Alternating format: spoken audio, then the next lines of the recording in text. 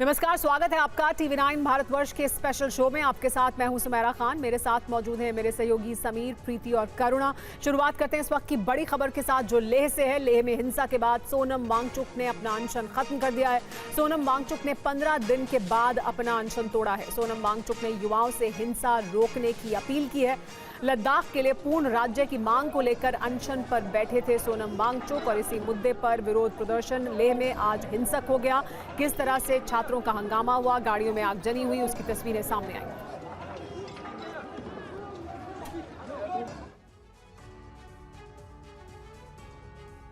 और लेह में पुलिस और छात्रों के बीच हिंसक झड़प हुई। इस दौरान सड़कों पर किस तरह के हालात बन गए, दिखाते हैं आपको।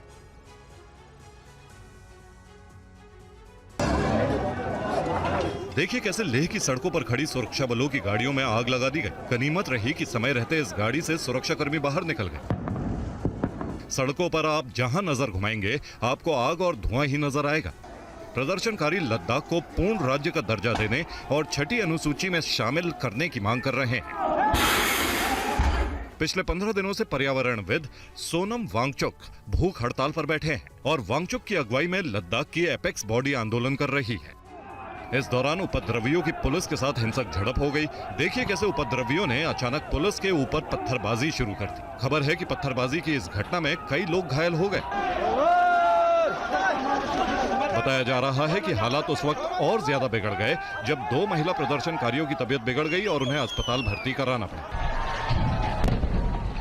जिसके बाद प्रदर्शनकारियों का गुस्सा और भड़क गया और सड़कों पर जमकर हंगामा होने लगा। तो इस वक्त हालात तनावपूर्ण बने हुए हैं। अब आपको लेह में बीजेपी दफ्तर का हाल दिखाते हैं, जहां घुसकर उपद्रवियों ने खूब बवाल किया है। देखिए कैसे बड़ी संख्या में प्रदर्शनकारी लेह के बीजेपी ऑफिस में घुस गए और वहां लगे पार्टी के झंडे को उखाड़कर फेंकने लगे। बीजेपी दफ्तर की छत पर कई प्रदर्शनकारियों को देखा जा सकता है। इस दौरान प्रदर्शनकारियों ने बीजेपी ऑफिस के अंदर घुसकर तोड़फोड़ भी की। ऐसा नहीं कि केंद्र सरकार प्रदर्शनकारियों की मांग अनसुनी कर रही थी। लद्दाख के मुद्दे पर गृह मंत्रालय पहले ही बातचीत शुरू कर चुका है। वांगचुक समर्थकों से गृह मंत्रालय की बातचीत भी हुई थी।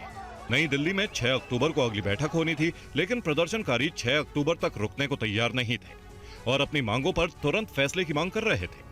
इस बीच लद्दाख को पूर्ण राज्य का दर्जा देने की मांग को लेकर कल कारगिल में भी बंद का ऐलान किया गया है। कारगिल आयोजन समिति का कहना है कि कारगिल बंद लद्दाख के प्रदर्शनकारियों के साथ एकजुटता दिखाने और नई दिल्ली को एक कड़ा संदेश देने के लिए किया जाएगा। आज के हंगामे को देखते हुए लद्दाख में सुरक्षा व्यवस्था कड़ी कर दी गई है और लोगों से शांति बनाए रखने की अपील की जा रही है।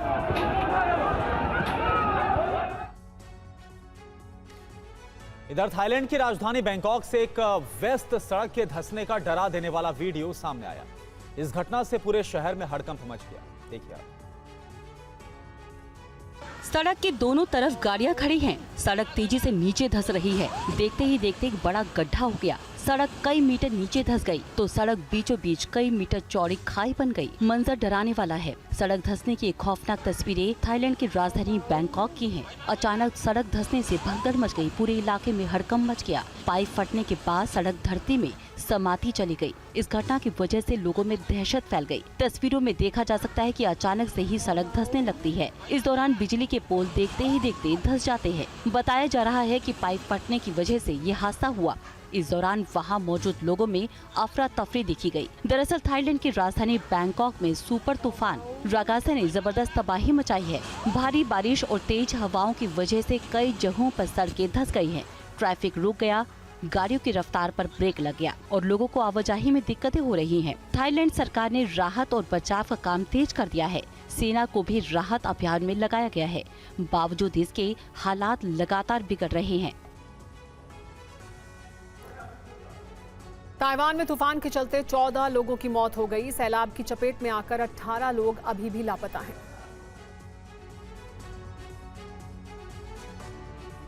रागासा तूफान के बाद ताइवान की सड़कों पर सैलाब आ गया। हालात इतनी तेजी से बिगड़े कि लोगों को बाहर निकलने तक का मौका नहीं मिला। सड़कों पर इतना पानी भर गया कि घरों की पहली मंजिल पानी में पूरी तरह डूब गई। सड़कों पर मौजूद गाड़ियां पानी के साथ बहती नजर आईं। तूफान के चलते हुए हादसे में कई लोगों की जान चली गई और कई लोग अभी भी लापता हैं।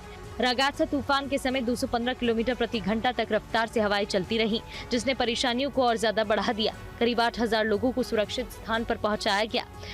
तूफान के बीच पूर्वी हुआलियन काउंटी में बनी एक झील अचानक फट गई, जिसकी वजह से सड़कों पर कैसे हालात बन गए आप खुद ही देखिए। गाड़ियां और सामान पानी के साथ बहता दिखा। हालात उस वक्त ज्यादा बिगड़ गए जब ऊपरी मटियान क्रीक पर बनी दशकों पुरानी झील तेज बारिश के दबाव से टूट गई। ये झील पहले हुए लैंडस्लाइड के चलती बनी थी। पानी का तेज बहाव एक पुल को भी बहा कर ले गया और रिहायशी इलाकों को पानी कर दिया। स्कूल और एयरपोर्ट को बंद किया गया है। तटीय इलाकों में बाढ़ और भूस्खलन का अलर्ट जारी है। और ताइवान में तबाही मचाने वाले रागासा तूफान ने चीन में भी तबाही मचाई। 60 सेकंड में देखिए ये रिपोर्ट। तूफान रगासा ने चीन के हांगकांग में भी हाहाकार मचा दिया। देखिए कैसे पानी होटल्स के शीशे तोड़ते हुए अंदर घुस गया। एक साथ पानी होटल में चारों ओर से घुसने लगा और पानी की चपेट में आकर वहां मौजूद लोग भी बहने लगे। तूफान के समय हवाओं की रफ्तार इतनी ज्यादा थी कि बड़े बड़े पेड़ हवाओं की चपेट में आकर उखड़ गए।